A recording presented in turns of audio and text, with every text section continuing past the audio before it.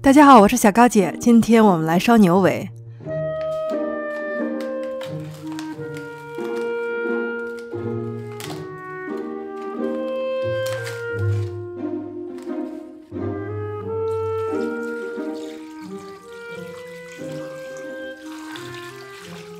买来的牛尾用水泡一会儿，上面粘的骨头渣子就很容易洗掉了。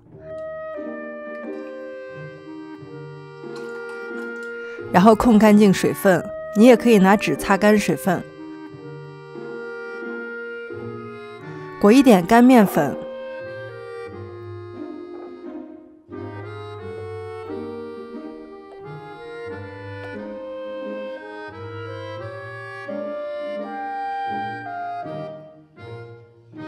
锅里倒油，油热之后转中火，然后把牛尾放进去煎。这个是用牛尾自身的味道呢，给汤先上一个底味儿。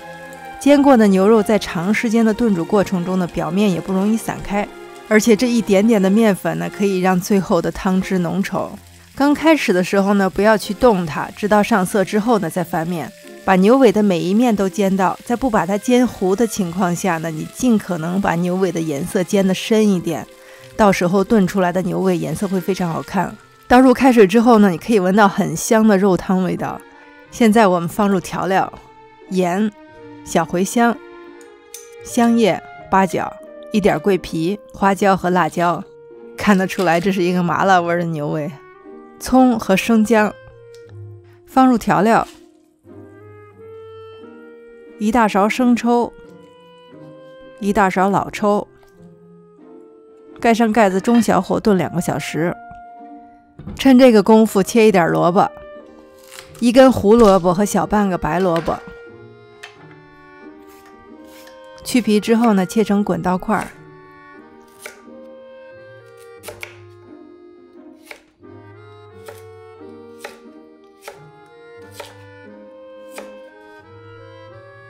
2个小时之后呢，肉已经炖熟了。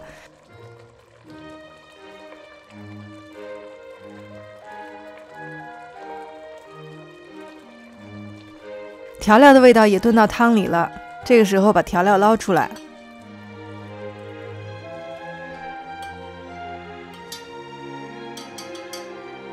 然后放入红白萝卜，再继续炖煮半个小时。你放其他的菜都可以啊，不过红白萝卜是我们家的传统。以前每次从外地回家呢，迎接我的第一道菜就是牛尾炖萝卜，很多年都不曾改变。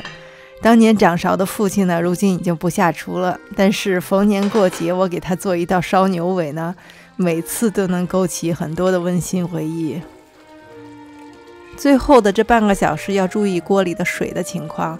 半个小时之后呢，全部食材都已经炖熟，出锅之前检查汤汁的浓稠情况，如果感觉稀的话呢，继续加热收汁，要小心不要糊底了，而且要轻轻的翻动，因为这个肉已经很软烂了。差不多这个程度就可以出锅了。